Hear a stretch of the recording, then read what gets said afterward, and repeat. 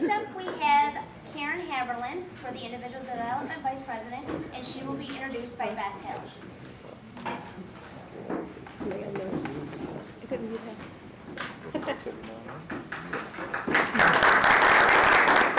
Thank you. Good evening, Ann Arbor JCs. It is my honor this evening to introduce Karen Haberland, candidate for Individual Development Vice President. You probably know her better, though, as James' mom.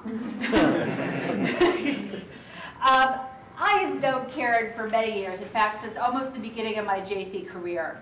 I first got to know Karen in 2001 when I was appointed as a director on the management team, and Karen was management vice president that year.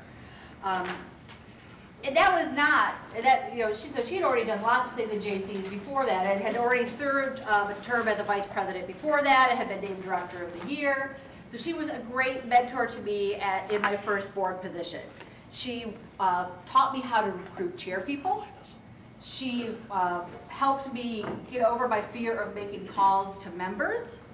And I remember many hours spent in her home putting together the books to send to the Michigan JCs. She taught me the ins and outs of that process. After 2001, Karen stepped back, but not away from the JCs, to spend time with her husband, and also soon had her son James, who we all know and love. Turkey boy. And I say that she stepped back and not away because she still made, even though she had a young child, and she still managed to host many a chocolate fest at her home and other events, chairing projects such as at least 2 year-end celebrations, if not more than that, using her wonderful skills that have led many of us to think of her as the Martha Stewart of the Ann Arbor JCs, but she is really much more than that. In the last few years, Karen has revved up her involvement again. I'm happy to say in 2007, she served as the District H1 newsletter editor.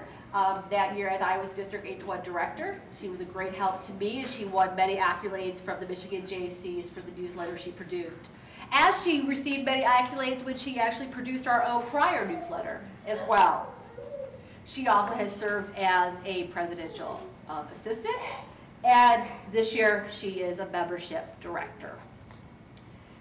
So that's her resume, but what makes Karen truly a great person to be individual development vice president is because she has committed herself to personal and professional development of herself. Even between raising her son and being a wife and being active in the JCs, she has made time to become a Wilton certified cake decorating instructor. That led to her opening her own home business, Sweet Addictions. In addition, she took her love of jewelry, and in particular gems, to become certified as a diamond expert. And she continues to involve other people in the path of developing themselves personally and professionally.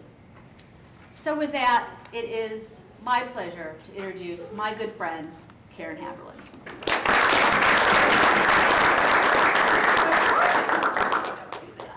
I can't cry. Wow, that's pretty stellar. As many of you actually in here don't know, but when I was in college, I wanted to be a college professor. And it was because I loved to teach. That moment when you're teaching something and you see your students and they get it, it just blows your mind. It's the best, you just get chills. It's the best feeling ever. And coupled with that love and love to teach is a love to learn. I'm someone who's constantly learning new things. I look things up, I get books, this and that. It's just, I have this need to learn. Now, many of you will know that I could talk about the 4 C's of GEMS all day, as Stephanie's heard me, ramble at her for hours and hours. Love of GEMS. I could also talk of the 2 C's that matter, being cheese and chocolate, for hours on end. Tonight we're going to talk about the 3 C's. The first one being creativity.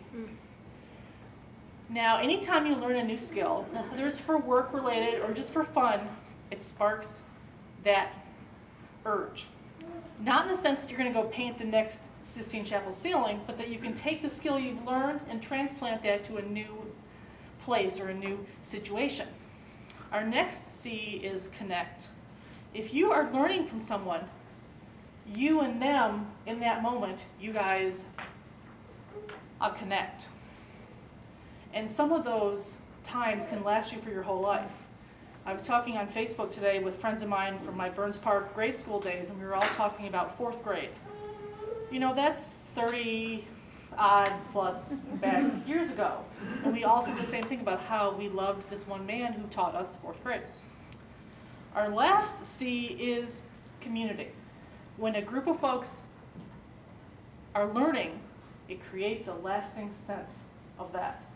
And that can last, again, for a very, very long time. So what kind of projects do I plan to run next year? That does not matter. It's what you guys want that matters. Maybe you want to do Zumba. Maybe you want to learn to brew your own beer, like my husband has recently discovered. I'm sure he'll let you guys have samples. Maybe you want to learn to tell a Merlot from a Shiraz. I'm happy to I'll volunteer for that, anything that involves wine. Maybe you want to learn, as Faye would love to teach us, how to manage the mingle.